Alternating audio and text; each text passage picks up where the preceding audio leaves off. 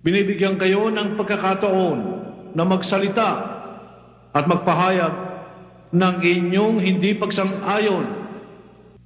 Meron bang tumututol? Ako, tumututol ako! Itigil ang kasalang ito! Ako lang ang may karapatan sa lalaking yan!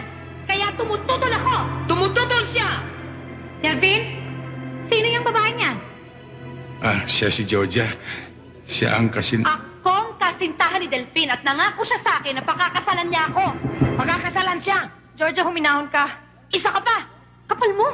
Ikaw pa naman ang matalik na kaibigan ko pagkatapos dito ka pa magiging abay? Balimbing! Balo-balintong! Georgia, maaari ba pag-usapan natin ito sa magandang paraan?